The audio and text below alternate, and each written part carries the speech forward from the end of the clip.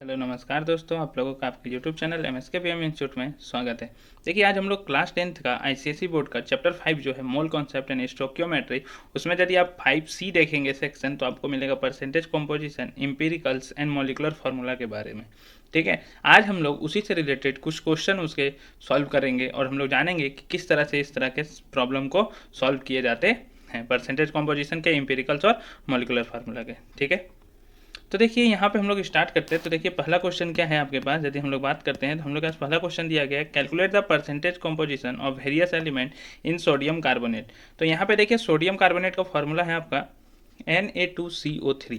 इसका मतलब ये सोडियम, कार्बन और ऑक्सीजन से मिलकर बना हुआ है। तो आपको किसका किसका परसेंटेज कॉम्पोजिशन निकालना है, सोडियम का, ऑक्सीजन का और कार्बन का। ठीक है, तो यहाँ पे देखिए इस तरह के सवाल को हम लोग किस तरह से सॉल्व करते हैं यदि हम लोग बात करें तो देखिए हम लोग का परसेंटेज किस तरह से निकालते थे। मान लीजिए आपका 50 नंबर में आपका आया है 30 मार्क्स, तो आप कैसे निकालते थे परसेंटेज, ऊपर में लिखते थे कितना मार्क्स आया divided by total marks into क्या करते थे 100। ठीक, यही करते थे हम लोग। तो यहाँ पे आ जाता था हम लोग आ जाता था 60%, तो हम लोग तुरंत बोल देते थे। तो यहाँ पे भी जब हम लोग परसेंटेज कॉम्पोजिशन निकालेंगे तो नीचे क्या लिखेंगे, मॉलिकुलर वेट यदि हम बात करें किसका, जो कंपाउंड दिया गया है उसका, और ऊपर में जिसका निकालना है, जैसे सोडियम निकालना है तो सोडियम का मास, कार्बन निकालना है तो कार्बन का मास, और ऑक्सीजन निकालना है तो ऑक्सीजन का मास। और इसको जब 100 से हम मल्टीप्लाई कर देंगे तो हमको क्या मिल जाएगा, परसेंटेज कॉम्पोजिशन। तो देखिए किस तरह से इसको हल करते हैं हम लोग। यहाँ पे सबसे पहले यदि हम बात करें तो सोडियम कार्बोनेट का मॉलिकुलर मास निकाल लेते हैं हम लोग, molecular mass of sodium carbonate. तो देखिए Na2CO3, आप यहाँ पे यदि क्वेश्चन में ध्यान दें तो आपका रिलेटिव एटॉमिक मास सबका दिया गया, ऑक्सीजन का 16, सोडियम का 23, कार्बन का 12। तो सोडियम यहाँ पे 2 है तो 2 इंटू 23 हो जाएगा, प्लस कार्बन 1 है तो 1 इंटू 12 हो जाएगा, प्लस ऑक्सीजन 3 है तो 3 इंटू 16 हो जाएगा, मतलब 46 प्लस 12 प्लस 48। इसको यदि हम लोग ऐड करते हैं तो आ जाएगा हम लोग के पास 106। ठीक है, 106 आ गया। तो यहाँ पे यदि हम लोग बात करें कि 106 ग्राम आ गया इसका मॉलिकुलर मास। अब हमको निकालना है किसका, इस परसेंटेज कॉम्पोजिशन सारे एलिमेंट का अलग अलग। तो हम लोग यदि यहाँ पे बात करते हैं तो पहले निकालते हैं परसेंटेज कॉम्पोजिशन ऑफ सोडियम। ठीक है, परसेंटेज कॉम्पोजिशन ऑफ सोडियम। तो देखिए सोडियम का यदि हम लोग यहाँ पे निकालते हैं तो सोडियम इसमें कितना था, यदि हम बात करें तो सोडियम 2 ठो था, तो मतलब 23 गुना 2 46, डिवाइडेड बाय टोटल कितना हो गया 106, इंटू कितना हो जाएगा, परसेंटेज निकालना है तो इंटू 100 कर दीजिए। इसको जो हम लोग का सॉल्व करके आएगा वो हम लोग का क्या हो जाएगा, आंसर हो जाएगा। ठीक है, मतलब 46 यदि यहाँ पे हम लोग देखें तो ये कैंसिल आउट होगा 2 का टेबल से, 2 बार में हो जाएगा 23, 2 बार में हो जाएगा 53, तो आपका आ जाएगा 2300 डिवाइडेड बाय 53 परसेंटेज। ठीक है, 2300 डिवाइडेड बाय 53 परसेंटेज। सेम इसी तरह यदि हमको निकालना हो परसेंटेज कॉम्पोजिशन ऑफ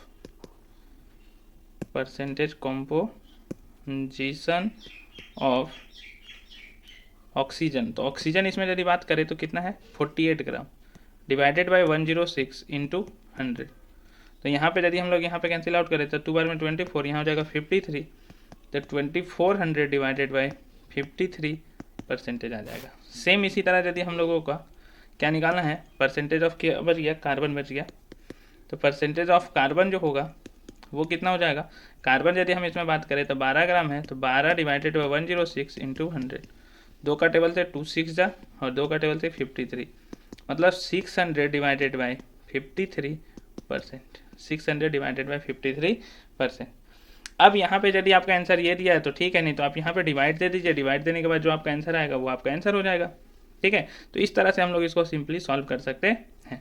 आप तो इसको डिवाइड दे दीजिएगा, और यदि डिवाइड देने में भी परेशानी है तो आप हमें कमेंट करके बताइएगा, एक उसमें डिवाइड करके हम लोग बता देंगे किस तरह से सॉल्व करते हैं। ठीक है, अगला क्वेश्चन देखिए, इसी तरह अगला क्वेश्चन दिया गया है, क्या दिया गया है, अ गिवन सैंपल है 30% इथाइल अल्कोहल बाय मास। एक सैंपल है जिसमें एक सैंपल दिया गया है, ठीक है, क्वेश्चन को पहले पढ़िए, 30% दिया गया इथाइल अल्कोहल। तो इथाइल अल्कोहल का मैं यहाँ पे फार्मूला बता देता हूँ। इथाइल अल्कोहल का फार्मूला होता है C2H5OH। ठीक है, तो इथाइल अल्कोहल दिया गया है आपके पास 30%, रेस्ट बीइंग वाटर, मतलब सैंपल में 70% क्या हो गया, वाटर हो गया H2O। Determine the percentage of carbon hydrogen oxygen in the given sample. Sample में कितना कार्बन होगा, हाइड्रोजन होगा, ऑक्सीजन होगा। तो आप यहाँ पे एक चीज़ ध्यान दीजिए, हम लोग यहाँ पे यदि ध्यान देंगे तो हाइड्रोजन और ऑक्सीजन इथाइल अल्कोहल में भी है, हाइड्रोजन और ऑक्सीजन पानी में भी है। तो इंडिविजुअली निकाल के हमको क्या करना पड़ेगा, ऐड करना पड़ेगा। तो सबसे पहले तो हम लोग मोलिकुलर मास निकाल लेते हैं इथाइल अल्कोहल का, ऑफ इथाइल अल्कोहल मतलब C2H5OH।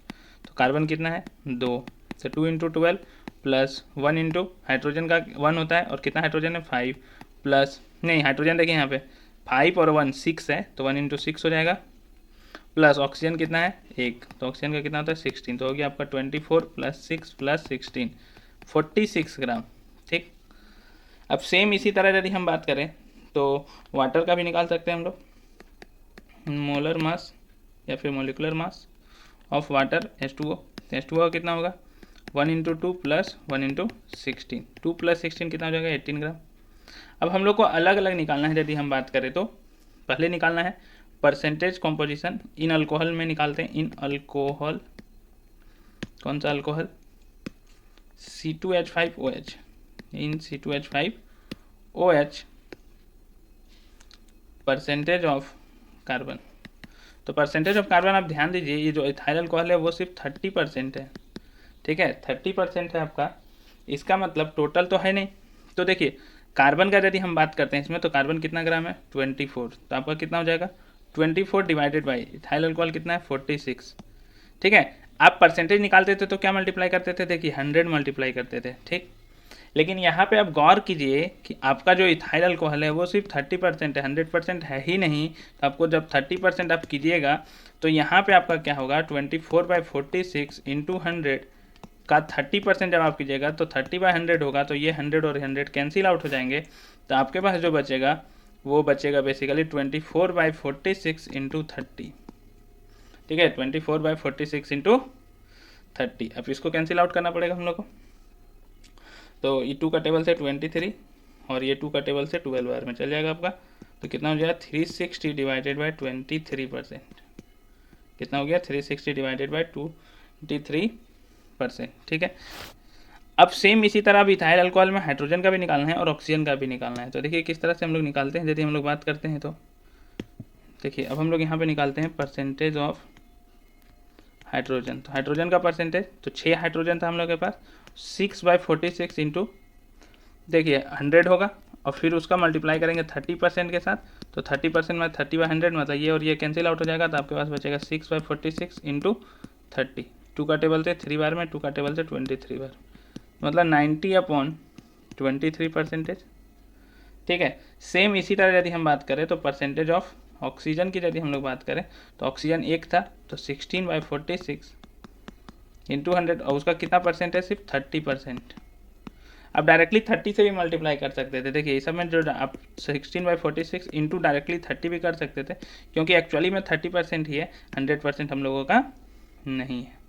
ठीक है, अब यहाँ पे देखिए कितना हो गया हम लोग का, 2 का टेबल से इसको 8 बार में, 2 का टेबल से इसको 23 बार में कैंसिल आउट कर दिए, तो ऊपर हो गया 240 डिवाइडेड बाई 23%। ठीक है, 240 डिवाइडेड बाई 23%। ये किस में आया, ये सिर्फ आया अभी इथाइल अल्कोहल में। अभी हम लोगों को निकालना है वाटर में भी।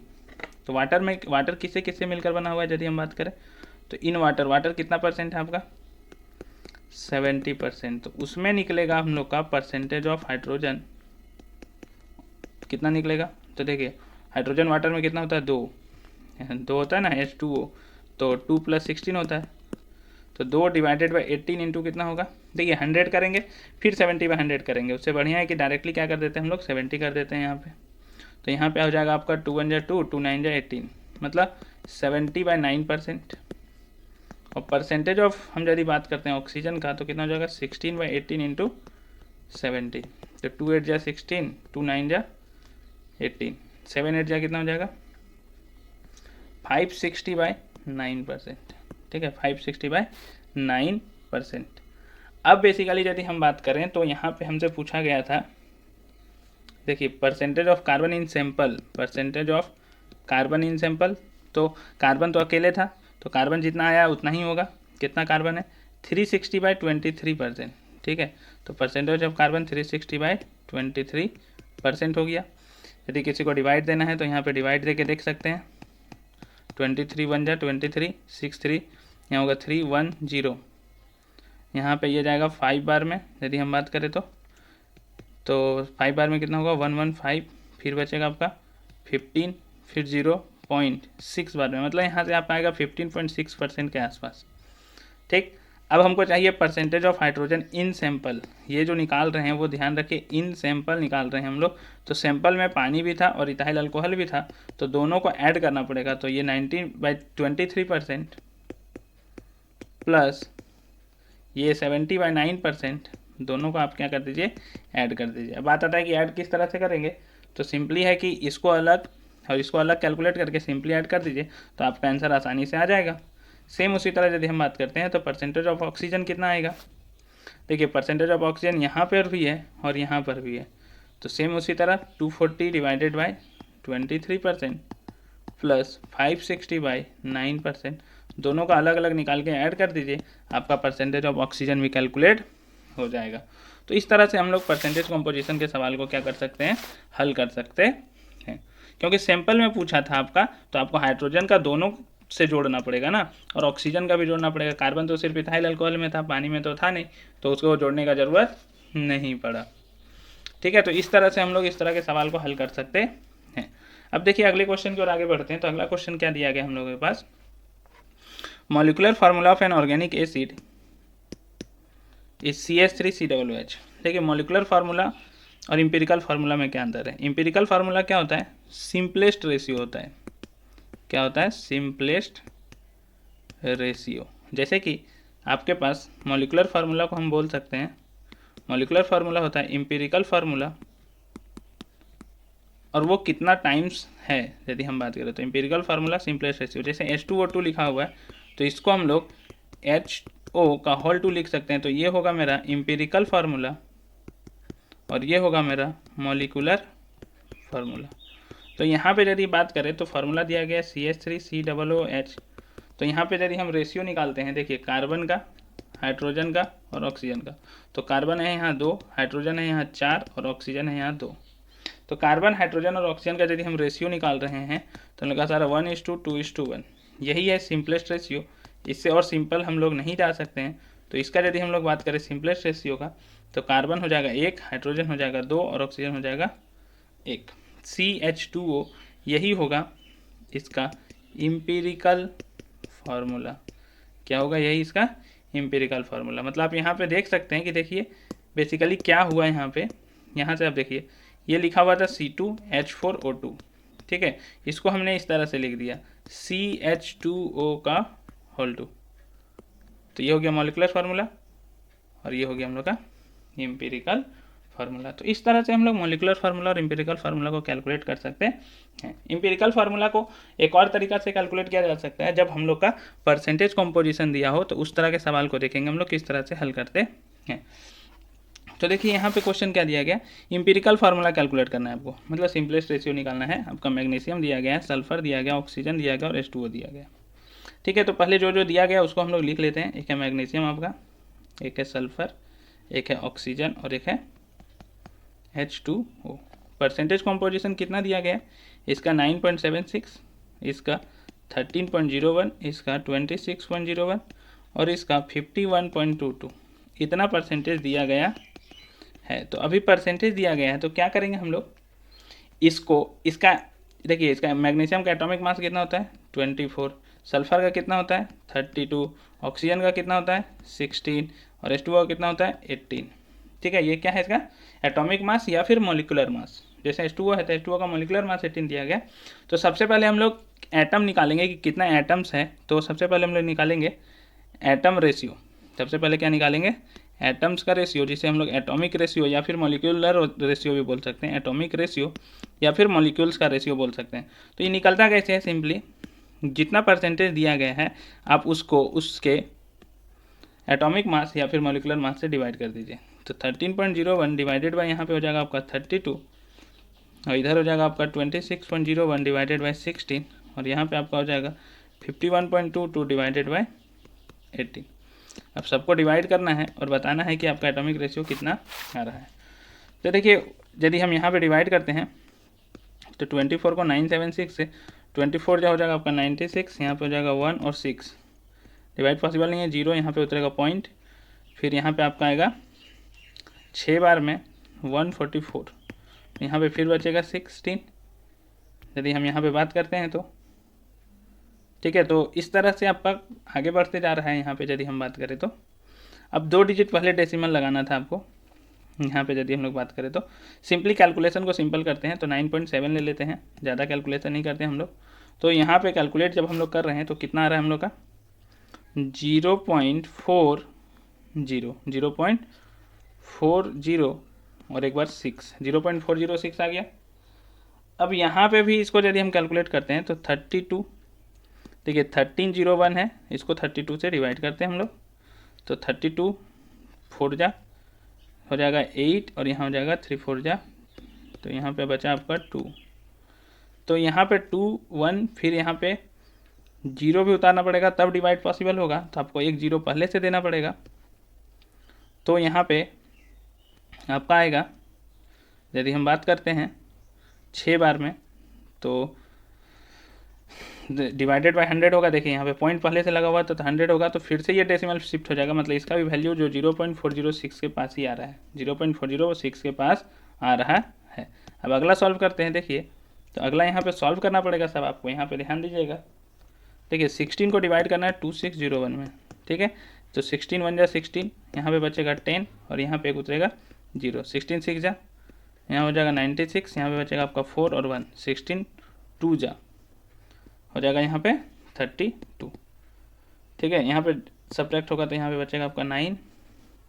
इस तरह करते हुए आगे हम लोग कंटिन्यू करते जाएंगे। यदि हम लोग बात करते हैं तो देखिए 162 डेसिमल अब यहाँ लगेगा यदि बात करें तो 162। अब पहले से यहाँ पे 2 डिजिट पहले डेसिमल था, तो 2 डिजिट पहले डेसिमल लगाएंगे तो यहाँ पे आपका आ जाएगा 1.625, कितना आ जाएगा 1.625। ये मैं अभी कैलकुलेशन कर रहा हूँ, ध्यान दीजिएगा।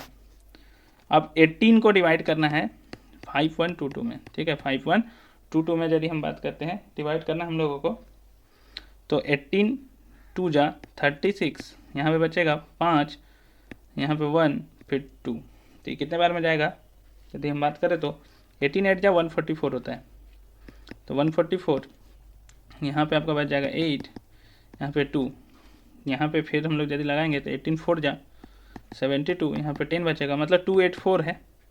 और 2 डिजिट पहले यहाँ पे दिया हुआ था डेसिमल, तो यहाँ डेसिमल लगा देते हैं तो हो जाएगा 2.84। ठीक, ये आ गया एटम्स का रेशियो। इससे सिंपल एटम्स का रेशियो नहीं हो सकता है यदि हम बात करें तो। अब एटम्स के रेशियो निकालने के बाद हम लोग क्या निकालते हैं, जिसे हम लोग बोलते हैं सिंपलेस्ट रेशियो। क्या निकालते हैं हम लोग, सिंपलेस्ट रेशियो। सिंपलेस्ट रेशियो कैसे निकालते हैं, ध्यान दीजिएगा। इस सब में से जो आपका एटम्स का रेशियो आया उसमें जो सबसे छोटा है उसको सब में डिवाइड कर देते हैं। तो आप बोलिए सबसे छोटा कौन दिख रहा है, 0.406, यही दोनों सबसे छोटा है, बाकी सब तो उससे बड़ा ही है। तो 0.406 से हम लोग क्या करेंगे, सबको डिवाइड दे देंगे। 0.406 से सबको क्या करेंगे हम लोग, डिवाइड कर देंगे। तो डिवाइड करने पे जो आएगा वो हम लोग यहाँ पे लिखेंगे।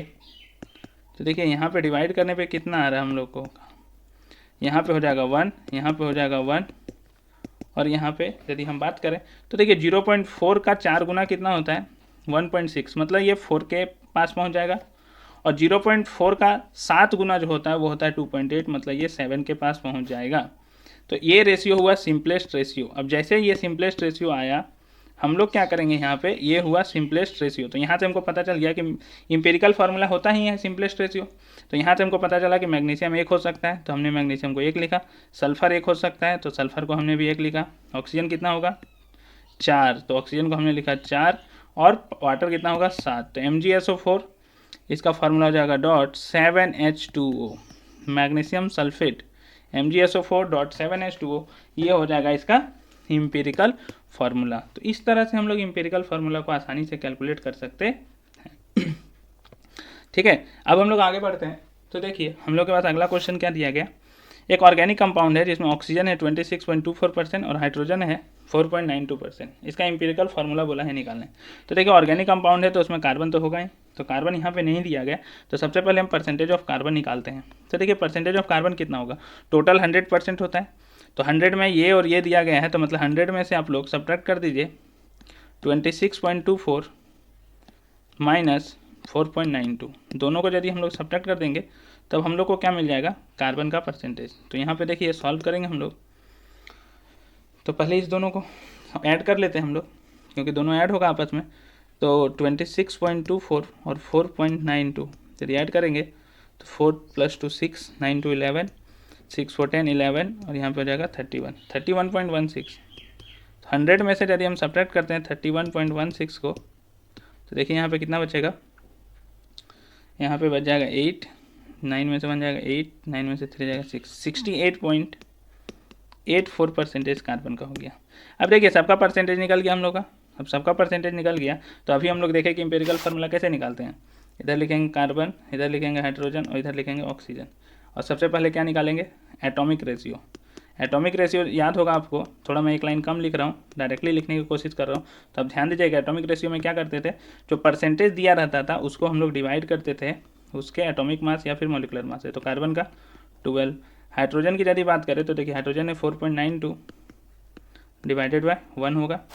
उसके बाद ऑक्सीजन जो है वो है 26.24, इसको डिवाइड कैसे करना पड़ेगा, 16 से। तो यहाँ पे देखिए कितना एटॉमिक रेशियो आएगा, यहाँ पे तो आपका सिंपली 4.92 आ जाएगा।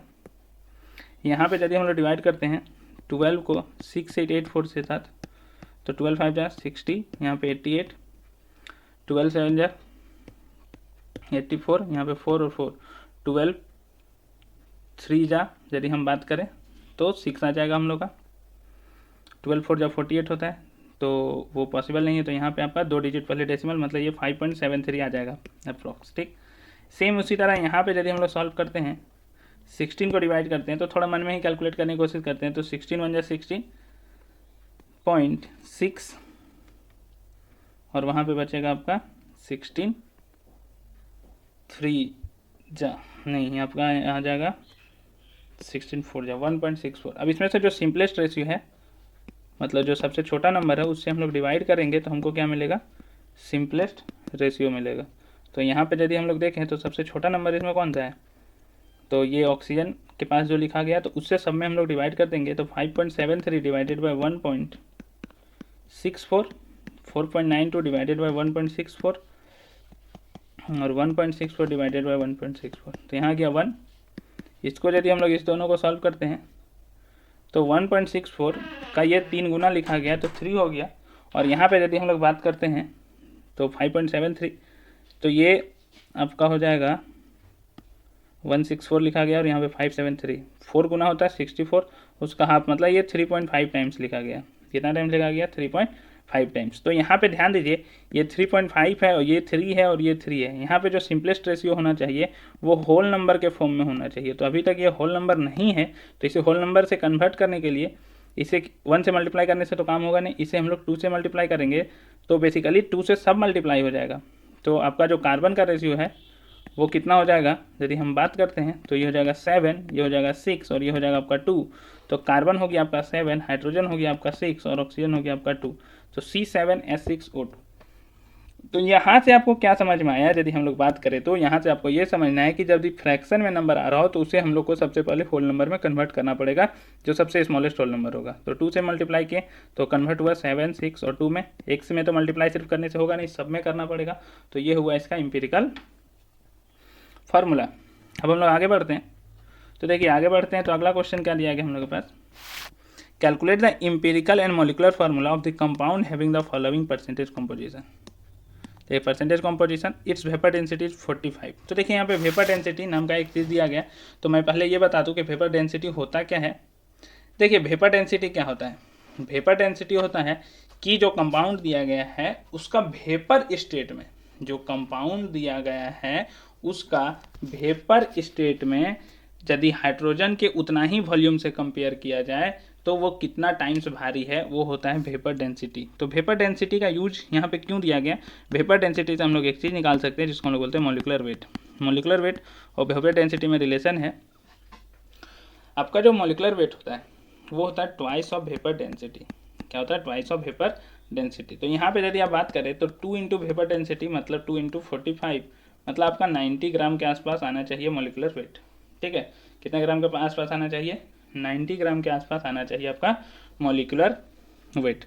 उसमें दिया गया आपका कार्बन, हाइड्रोजन और ऑक्सीजन का परसेंटेज दिया गया है। तो सबसे पहले आप एम्पिरिकल फार्मूला निकाल लीजिए। तो एम्पिरिकल फार्मूला निकालते कैसे हैं? Carbon, hydrogen, oxygen. सबसे पहले एटॉमिक रेशियो, आपको याद होगा एटॉमिक रेशियो निकालने के लिए हम लोग क्या करते हैं, जो परसेंटेज दिया रहता है उसको उसके एटॉमिक मास से डिवाइड करते हैं। तो यहाँ पे डिवाइड होगा 12 से, यहाँ पे आपका डिवाइड होगा 2.2%, 22% है तो यहाँ पे 1 से, और यहाँ पे आपका 71.19 जो है यहाँ पे आपका 16 से डिवाइड होगा। तो जब हम डिवाइड करेंगे तो ये आएगा 12 टू जा 24, 25, फिर से आ जाएगा 12 टू जा 24, फिर बचेगा आपका 1 और 9, 1 बार में मतलब 2.21 आ जाएगा यदि हम लोग बात करते हैं तो, और यहाँ पे आ जाएगा आपका 2.22। इधर यदि हम लोग सॉल्व करते हैं तो 16 16 4 जा 64, 71, फिर 16 4 जा मतलब 4.4, फिर यहाँ पे आपका बचेगा 7 और यहाँ पे इस बार आपका बच जाएगा 6 और 1, 7 और 9 मतलब 4.44। ठीक है, ये आ जाएगा आपका लगभग में यदि हम बात करते हैं तो। ये एटॉमिक रेशियो हो गया। इसे हम लोग किस में कन्वर्ट करेंगे? सिंपलेस्ट रेशियो में, सिंपलेस्ट रेशियो में। तो सिंपलेस्ट रेशियो में कन्वर्ट करते हैं तो छोटा कौन दिख रहा है? ये दोनों तो लगभग में सेम दिख रहा है, तो 2.21 से ही हम लोग सब में डिवाइड कर देते हैं। 2.22 डिवाइडेड बाई 2.21, 4.44 डिवाइडेड बाई 2.21, तो ये हो गया 1, ये हो गया 1 और ये हो गया 2। तो 1 1 2 सिंपलेस्ट रेशियो यदि हम बात करें तो ये हुआ इसका एम्पिरिकल फार्मूला, जिसमें कार्बन 1 है, हाइड्रोजन 2 है, मतलब 1 है और ऑक्सीजन 2 है। कार्बन 1, हाइड्रोजन 1 और ऑक्सीजन 2। ठीक, तो यहाँ से देखिए इसका एम्पिरिकल फार्मूला हुआ ये। तो इसका जो मास होगा उसे हम लोग बोलेंगे एम्पिरिकल मास। तो एम्पिरिकल मास कितना हो जाएगा? 12 + 1 प्लस ऑक्सीजन 2 है तो 2 × 16 होता है 32। तो यहाँ पे यदि हम लोग निकालेंगे तो आपका आ जाएगा 45। कितना जा रहा है? 45। तो एम्पिरिकल फार्मूला हो गया CH2, एम्पिरिकल फार्मूला ध्यान में रखना है, पहला क्वेश्चन बन चुका है एम्पिरिकल फार्मूला। अब हम लोग निकाल रहे हैं मॉलिक्यूलर फार्मूला। तो मॉलिक्यूलर फार्मूला, तो देखिए मॉलिक्यूलर वेट हमको पता है, तो मॉलिक्यूलर वेट बराबर होता है हम लोग का N × एम्पिरिकल मास या फिर एम्पिरिकल वेट, दोनों सेम है। तो मॉलिक्यूलर वेट है 90 = N × ये है हम लोग का 40। तो यहाँ पे यदि हम लोग इसको सॉल्व करते हैं तो 45 जा 2 बार में, तो N आ गया मेरा 2, तो N 2 हो गया। इसका मतलब मॉलिक्यूलर फार्मूला जो है वो क्या होगा? एम्पिरिकल फार्मूला का ट्वाइस, मतलब आपका हो जाएगा C2H2O4, C2H2O4, ये हो जाएगा इसका मॉलिक्यूलर फार्मूला। ठीक है, क्या हो गया मॉलिक्यूलर फार्मूला? C2H2O4। अब हम लोग आगे बढ़ते हैं तो देखिए अगला क्वेश्चन है, एक सैंपल है 0.5 ग्राम का, एक सैंपल है 0.5 ग्राम का, जिसमें ऑर्गेनिक कंपाउंड है 0.062 हाइड्रोजन, हाइड्रोजन है 0.062 हाइड्रोजन है, 0.25 ग्राम दिया गया है, 0.25 ग्राम है ऑक्सीजन। अब सोचिए ऑर्गेनिक कंपाउंड है तो बाकी जो होगा वो क्या होगा? कार्बन होगा। तो हम यहाँ से कार्बन निकाल सकते हैं। तो कार्बन का मास कितना होगा? देखिए 0.5 टोटल था, उसमें से माइनस होगा 0.062 प्लस 0.25, तो ये हो जाएगा हम लोगों का कार्बन। तो कार्बन कितना हो गया? 0.5 में से इसको घटा रहे हैं हम लोग 0.062 और 0.25, तो यहाँ पे हो जाएगा हम लोग का 2 और 1 हो जाएगा 3, 0.312, इसको घटाना है 312 से 881, मतलब 0.188 ग्राम जो है वो क्या हो गया? कार्बन। ठीक है, अब हम लोगों को क्या निकालना है? देखिए in the vapour state this compound weight 32 times as heavy as the same volume of hydrogen. अभी मैंने बताया कि वेपर स्टेट में यदि हम जाते हैं और हाइड्रोजन का उतना ही वॉल्यूम लेते हैं और वो कितना गुना भारी है, मतलब वो दिया गया वेपर डेंसिटी आपका 32, वेपर डेंसिटी 32, इसका मतलब मॉलिक्यूलर वेट जो है वो है आपका 2 × वेपर डेंसिटी, मतलब 2 × 32 मतलब 64 ग्राम। ठीक, अब सिंपल सी बात है, यदि हम बात करते हैं तो सबसे पहले आपको क्या निकालना पड़ेगा? एटम्स का रेशियो। ठीक है, तो देखिए परसेंटेज के फॉर्म में पहले निकाल सकते हैं, पहले आप परसेंटेज निकालिए फिर निकालिए। देखिए ये दिया गया है हाइड्रोजन, ऑक्सीजन और कार्बन, तो पहले इसे आप परसेंटेज निकालिए और उसके बाद फिर, या फिर सिंपली देखिए परसेंटेज नहीं निकाल के आप डायरेक्टली भी यहाँ पे निकाल सकते हैं कितना एटम्स होगा, कितना एटम्स होगा। तो देखिए कार्बन हो गया, हाइड्रोजन हो गया और ऑक्सीजन हो गया। तो आपको एटम्स निकालना है सिंपली कि कितना एटम्स है।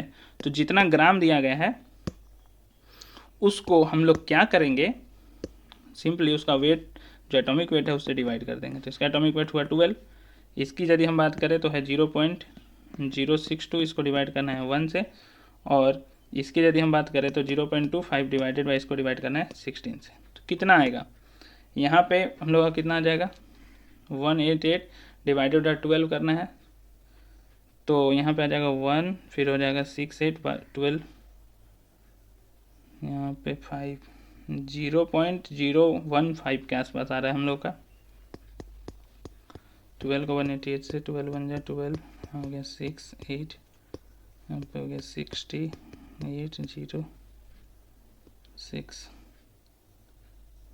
ठीक है, मतलब यहाँ पे आ गया हम लोगों का 3 डिजिट पहले डेसिमल चाहिए तो 2 है और एक 0 लगाना पड़ेगा, मतलब हो गया 0.0156। ठीक है, 0.0156। तो इसको नियरली कितना लिख सकते हैं हम लोग यदि बात करें तो देखिए यहाँ पे हो गया, ये तो इतना ही रहेगा 0.062 ही रहेगा। इसमें यदि हम लोग बात करते हैं तो 16 से हम लोग डिवाइड करते हैं यहाँ पे। तो देखिए 16 को डिवाइड करेंगे 25 में तो 16 बन जाएगा 16, बचेगा 9, 0, 16, 5 जा 80, 10, यहाँ पे पॉइंट पड़ा तो यहाँ पे हो जाएगा आपका 6 बार में, मतलब 2 डिजिट पहले डेसिमल पहले से था। तो देखिए 2 डिजिट कहाँ से आएगा, एक 0 लगा देते हैं और एक 1। ठीक है, तो 2 डिजिट पहले हो गया डेसिमल 0.0156 हो गया यहाँ से। अब यहाँ से यदि हम बात करें तो हमको निकालना है सिंपलेस्ट रेशियो, सिंपलेस्ट रेशियो। ठीक है, तो सिंपलेस्ट रेशियो में क्या करेंगे हम लोग, जो छोटा होगा उससे डिवाइड करेंगे। तो छोटा तो यही दिख रहा है, तो उसको उसी नंबर से यदि हम डिवाइड करते हैं तो आप सोचिए कितना आएगा, आपका आएगा 1। 0.062 है, इसको यदि हम 0.156 से डिवाइड करते हैं तो कितना आएगा, देखिए यदि हम बात करते हैं तो 0.0 है उसका, ये 15 गुना 4 होता है 60, मतलब ये 4 गुना है तो 4 हो गया 0.0156। उसको आप 0.0156 से डिवाइड करते हैं तो यहाँ पे 1 आ गया। तो मतलब कार्बन 1, हाइड्रोजन 4, ऑक्सीजन 1। देखिए कार्बन 1, एम्पिरिकल फार्मूला है आपका कार्बन 1, हाइड्रोजन 4 और ऑक्सीजन 1।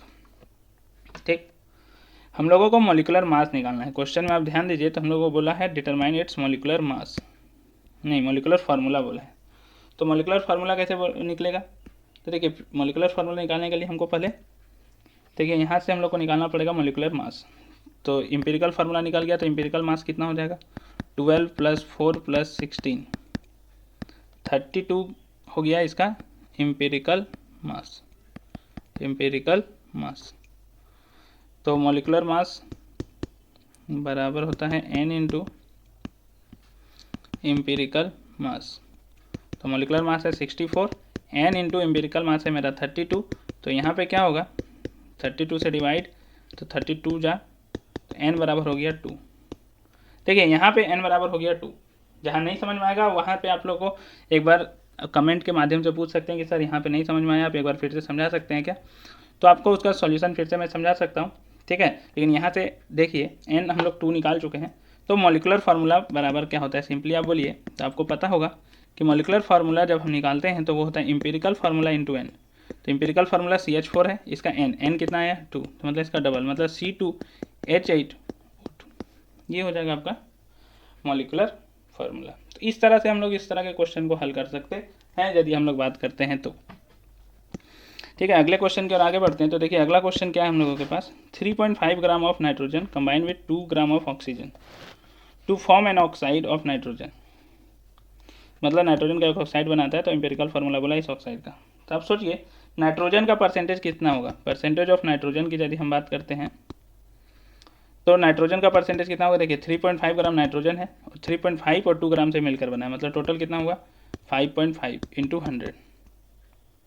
और यदि यहाँ पे हम बात करते हैं परसेंटेज ऑफ ऑक्सीजन का, तो कितना है 2 ग्राम है, और टोटल कितना होगा 3.5 + 2 5.5 × 100। तो ये पॉइंट और ये पॉइंट कैंसिल आउट हो गया यदि हम बात करें तो यहाँ पे आपका बच जाएगा, देखिए 5 का टेबल से ये 11 बार में, 5 का टेबल से 7 बार में, तो 700 / 11%, और यहाँ पे आपका आ जाएगा, तो ये डेसिमल है ऊपर जाएगा तो 1 0, 5 का टेबल से 11 बार में, और 5 का टेबल से 5 × 2 = 10 200 बार में, मतलब 400 / 11%। ठीक है, इतना परसेंटेज आया आपका। अब देखिए यहाँ पे यदि हम लोग बात करते हैं तो किस तरह से इसको हम लोग सॉल्व कर सकते हैं। तो सबसे पहले हम लोग को क्या निकालना पड़ेगा, एटम्स का रेशियो। तो एटम का रेशियो कब निकालते हैं, जब हमको, देखिए एटॉमिक रेशियो यहीं पे निकाल लेते हैं, एटॉमिक रेशियो। तो एटॉमिक रेशियो के लिए क्या करते हैं हम लोग, आप ध्यान दीजिए, बताइए। तो आप बोलिएगा सर एटॉमिक रेशियो निकालने के लिए जो परसेंटेज दिया हुआ है उसको उसका वेट से डिवाइड कर दीजिए। तो 700 / 11 पहले से था, और नाइट्रोजन का निकाल रहे थे, तो नाइट्रोजन का होता है 14, ठीक है, नाइट्रोजन का होता है 14, एलिमेंट के फॉर्म में निकाल रहे हैं, ध्यान में रखिएगा। यहाँ पे नाइट्रोजन एलिमेंट के फॉर्म में ही कंबाइंड हो रहा होगा ना, इंपीरिकल फार्मूला निकाल रहे हैं हम लोग, कितना एटम्स है उसके फॉर्म में। सेम उसी तरह यहाँ ऑक्सीजन के निकाल रहे हैं हम लोग, ठीक है। इसलिए इस कन्फ्यूजन से दूर करने के लिए सिंपली आप यहाँ पे नाइट्रोजन वर्ड में लिख दीजिए, ताकि आपको दिक्कत ना हो। हम लोग कहीं पे भी इस तरह का यूज़ नहीं किए हैं, यदि आप ध्यान दीजिएगा तो 700 / 11 × 40 हो गया, और यहाँ पे कितना हो जाएगा 400 / 11 × ऑक्सीजन का होता है 16, ठीक। तो बोलिए सर इसको हम लोग 7 का टेबल से काट दें 2 बार में, इसको 100 बार में, और 2 का टेबल से कट जाएगा 50 बार में, तो 50 / 11 हो गया यहाँ पे। और यहाँ पे यदि आप बात करते हैं तो 8 का टेबल से 2 बार में, और 50 बार में, फिर 2 का टेबल से ही 25 बार में, तो 25 / 11 आ रहा है। तो सर एटॉमिक रेशियो इतना आ रहा है, ठीक। तो क्या हम इसका सिंपलेस्ट रेशियो निकाल सकते हैं। तो सिंपलेस्ट रेशियो क्या होता है, जो छोटा होता है उससे हम लोग दोनों को डिवाइड कर देते हैं। तो आप बताइए 50 / 11 और 25 / 11 में छोटा कौन है। तो बोलिए सर सिंपल सी बात है, छोटा है 25 / 11, तो 25 / 11 से यदि हम डिवाइड करेंगे तो 11 कट गया, यहाँ पे आ जाएगा 2, और जब 25 / 11 को 25 / 11 से डिवाइड करेंगे तो सब कट जाएगा और आ जाएगा 1। मतलब सर नाइट्रोजन 2 आ रहा है और ऑक्सीजन 1 आ रहा है, मतलब इंपेरिकल फार्मूला N2O होगा। नाइट्रोजन आ रहा है 2 और ऑक्सीजन आ रहा है 1, इसका मतलब इसका इंपेरिकल फार्मूला क्या होगा N2O। क्या होगा इंपेरिकल फार्मूला N2O। अगला क्वेश्चन देखिए क्या दिया गया, on heating copper sulphate crystal CuSO4.X copper sulphate crystal में बताया नहीं कि कितना मॉलिक्यूल्स वाटर का है, उसका 10 ग्राम दिया गया है। बोलता है जब उसको हीट करते हैं तो वो एनहाइड्रस सल्फेट बन जाता है 6.4 ग्राम। तो आप सोचिए जो एनहाइड्रस सल्फेट होगा, मतलब जिसमें पानी नहीं है, CuSO4 होगा सिर्फ, ठीक, वो कितना ग्राम दिया गया है आपका 6.4 ग्राम। तो सोचिए जब हीट किए तो टोटल 10 ग्राम था, उसमें से 6.4 ग्राम बचा, मतलब पानी कितना था हम बता सकते हैं। तो बोलिए सर हाँ 10 - 6.4 कर देते हैं, तो मतलब 3.6 ग्राम पानी था, ठीक। अब यहाँ से बात कीजिए कि क्या हम डायरेक्टली इसका एटम्स कितना होगा वो निकाल सकते हैं। तो सिंपल सा बात आएगा, हाँ सर उसका मॉलिक्यूलर मास से डिवाइड कर दीजिए, तो नंबर ऑफ मोल्स मतलब नंबर ऑफ मॉलिक्यूल्स निकल जाएगा कितना होगा। तो यदि हम निकालते हैं इसका रेशियो ऑफ एटम्स और मॉलिक्यूल्स, रेशियो ऑफ, यहाँ पे एटम्स तो है नहीं, दोनों मॉलिक्यूल्स है, तो रेशियो ऑफ मॉलिक्यूल्स, तो दोनों का डिवाइड करना पड़ेगा हमको उसके मॉलिक्यूलर मास से। तो हाइड्रोजन H2O का तो सबको पता है 18 होता है। कॉपर सल्फेट का निकाल लेते हैं। कॉपर का होता है आपका 63.5, सल्फर का होता है 32, ऑक्सीजन का होता है 16, तो 4 है तो 64 हो जाएगा। तो यहाँ से आपका आ जाएगा 159.5, कॉपर सल्फेट का हो गया 159.5। इसको यदि हम लोग सॉल्व करते हैं तो यहाँ से तो सिंपली दिख रहा है कि 0.2 आएगा।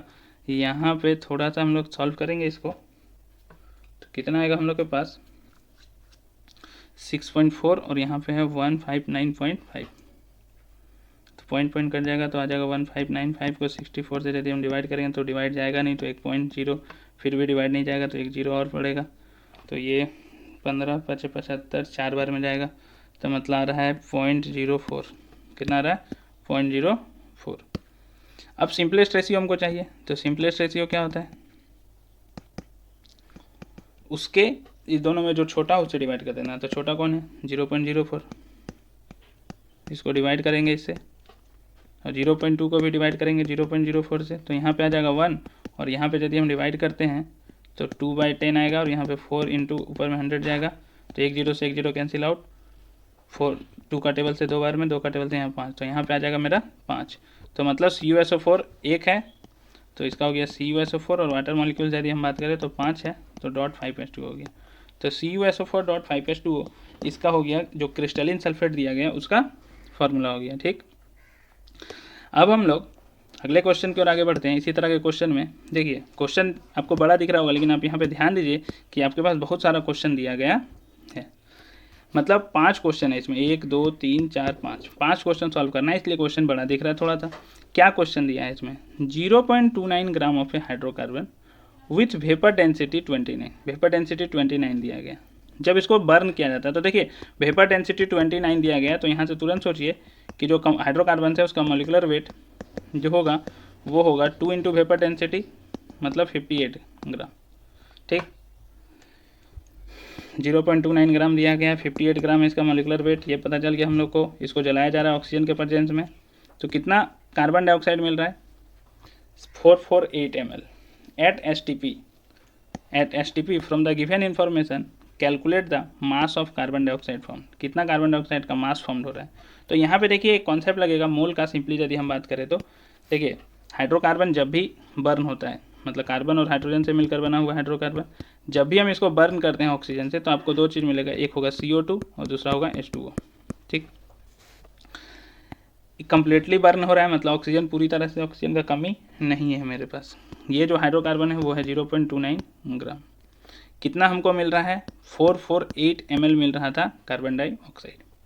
तो देखिए यहाँ पे एक फॉर्मूला यदि हम बात करते हैं, किसी भी मोल का, मतलब किसी भी गैस का 1 मोल यदि गैस दिया हुआ है तो इसका जो वॉल्यूम होता है वो होता है 22.4 लीटर। कितना होता है? 22.4 लीटर। तो यहाँ से हम लोग को पहले मोल निकालना पड़ेगा, तो मोल के लिए क्या हो जाएगा formula? Volume of gas at STP in litre. तो 448 को लीटर में पहले बदल लेते हैं, तो कितना से डिवाइड करना पड़ेगा हमको? 1000 से, तो आपका आ जाएगा 0.448। ठीक, वॉल्यूम ऑफ गैस इतना लीटर हो गया, इसको डिवाइडेड बाय 22.4 कर देंगे हम लोग, तो कितना आ गया? देखिए 0.448 डिवाइडेड बाई 22.4। इसको यदि हम लोग सॉल्व करते हैं तो देखिए इस पॉइंट को यदि हम लोग हटाते हैं तो हम लोग के पास क्या होगा? ये पॉइंट हटेगा हम लोग के पास, और यहाँ पे आएगा 1, और पॉइंट के बाद 3 डिजिट है तो 3 0 लिखना पड़ेगा हम लोग को, और नीचे लिखा हुआ है 22.4, तो 22.4, तो इसको भी हटाएंगे हम लोग, तो नीचे में आएगा 10, तो वो ऊपर चल जाएगा हम लोग का। ये हो गया 2 बार में कैंसिल आउट, 1 0 से 1 0 कैंसिल आउट, मतलब 2/100 मतलब हो गया 0.02 मोल। ठीक है, 0.02 मोल।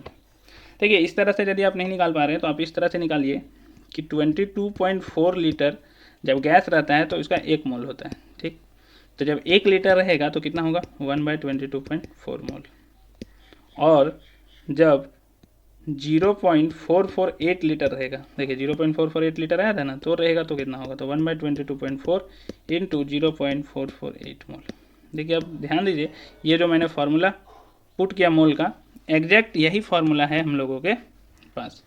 तो मतलब कहने का मतलब ये है कि यही फार्मूला है हम लोगों के पास, तो इसको भी सॉल्व करेंगे तो इतना ही आने वाला है, 0.02 मोल ही आने वाला है। ठीक है, 0.02 मोल ही आने वाला है। ठीक, अब सोचिए 1 मोल जब CO2 रहता है, ठीक है, 1 मोल CO2, mass of 1 mole CO2, तो कितना होगा? 12 + 22, मतलब 12 + 32, ऑक्सीजन का 32 होता है, तो 12 + 32 कितना हो गया? 44 ग्राम। आपको चाहिए कितना, किसका मास चाहिए? 0.02 मोल का चाहिए, तो क्या करना पड़ेगा हमको? 44 को मल्टीप्लाई करना पड़ेगा 0.02 के साथ। तो जब मल्टीप्लाई करेंगे तो 44 टू जा कितना हो जाएगा? 88, और 2 डिजिट पहले डेसिमल लगाना है, तो आपका आ जाएगा 0.88 ग्राम। कितना आ जाएगा? 0.88 ग्राम। तो पहला क्वेश्चन था आपका कि कितना कार्बन डाइऑक्साइड का फॉर्म होगा, तो 0.88 ग्राम। ठीक, अब सोचिए यहाँ पे अगला क्वेश्चन क्या बोलता है। पहला हो गया mass of element carbon in carbon dioxide, carbon dioxide में कितना कार्बन है उसका मास निकालना है। तो देखिए इसको किस तरह से सॉल्व करेंगे यदि हम लोग बात करते हैं तो देखिए 44 ग्राम जब था, सिंस 44 ग्राम CO2 कंटेन, तो CO2 में 12 ग्राम है। ठीक है। तो आप सोचिए 1 ग्राम में कितना होगा, 1 ग्राम CO2 में 12/44 होगा।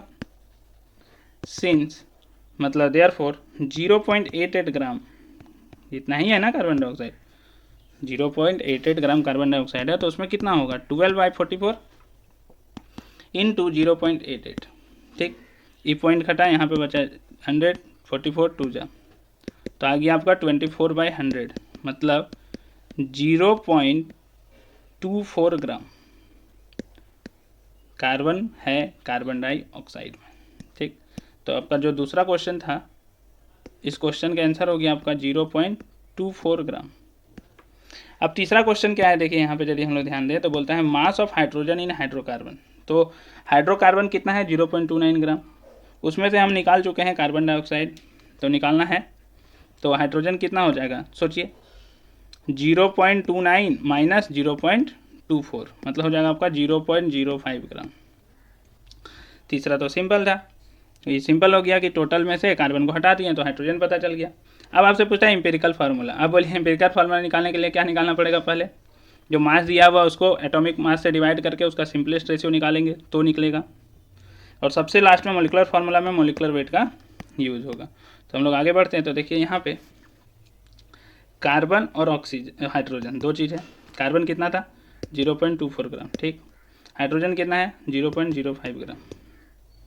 तो एटॉमिक रेशियो निकालते हैं, एटॉमिक रेशियो या फिर एटम का रेशियो, तो उसको किससे डिवाइड करना पड़ेगा हमको, इसके मास से।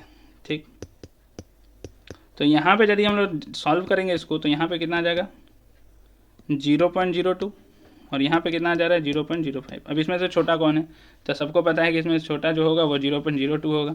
तो सिंपलेस्ट रेशियो यहाँ से कितना आएगा हम लोग का, ये सिंपलेस्ट रेशियो, तो 0.02 को डिवाइड करेंगे हम लोग 0.02 से, तो यहाँ आएगा 1, और 0.05 जो है इसको डिवाइड करेंगे 0.02 से, तो यहाँ आएगा 5/2 मतलब 2.5। अब मैंने फिर बोला था कि यदि सिंपलेस्ट रेशियो में नहीं होगा तो इसको सिंपलेस्ट में कन्वर्ट करने के लिए हमको 2 से मल्टीप्लाई करना पड़ेगा ताकि होल नंबर में ये कन्वर्ट हो जाए, और होल नंबर में कन्वर्ट हो जाए तो इसको भी 2 से, तो ये हो गया 2 और यहाँ हो जाएगा 5। तो कार्बन हुआ 2 और हाइड्रोजन हुआ 5। तो चौथा नंबर जो क्वेश्चन था कि एम्पिरिकल फार्मूला क्या होगा, तो एम्पिरिकल फार्मूला हो गया C2H5।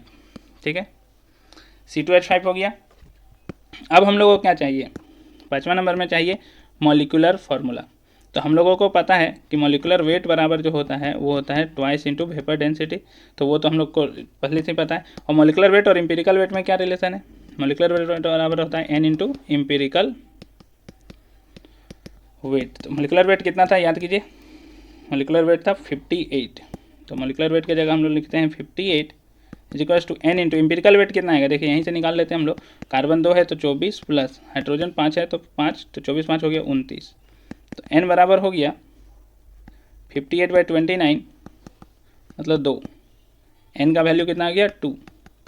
अब N 2 हो गया तो सोचिए तब से तो हम लोग यही ना कर रहे हैं कि मॉलिक्यूलर फार्मूला बराबर empirical formula into N, empirical formula into N कर रहे हैं। तो सिंपली सोचिए इम्पेरिकल फार्मूला कितना है C2H5। ठीक है, मैं इसे मिटाता हूँ थोड़ा सा, यहाँ पे थोड़ा सा जगह की कमी हो रही है, तो यहाँ पे आप लोग पहले तो लिख ही लिए होंगे। तो इम्पेरिकल फार्मूला इंटू N, तो मॉलिक्यूलर फार्मूला बराबर इम्पेरिकल फार्मूला इंटू N, तो इम्पेरिकल फार्मूला C2H5 और N का वैल्यू आ गया 2, तो कार्बन हो गया 4 और हाइड्रोजन हो गया 10, C4H10, इसे हम लोग ब्यूटेन बोलते हैं। ठीक है, तो C4H10 इस क्वेश्चन का आंसर हो गया। यदि हम बात करते हैं तो ये रहा पूरा जो आपका चैप्टर 5 था, उसका जो पार्ट था percentage composition molecular formula and empirical formula, उसके क्वेश्चन आंसर।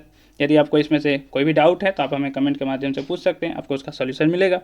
ठीक है, आपको ये वीडियो कैसा लगा आप हमें कमेंट के माध्यम से बताएं, और यदि आप चैनल में नए हैं तो सब्सक्राइब करना ना भूलें और वीडियो को लाइक करना भी ना भूलें, और अपने दोस्तों को ज़्यादा से ज़्यादा शेयर करें ताकि उन्हें भी इसका लाभ मिल सके, वो भी इस तरह के सवाल को किस तरह सॉल्व किया जा सकता है आसानी से सॉल्व कर सकें। हम लोग फिर मिलेंगे अगले वीडियो में, तब तक के लिए धन्यवाद।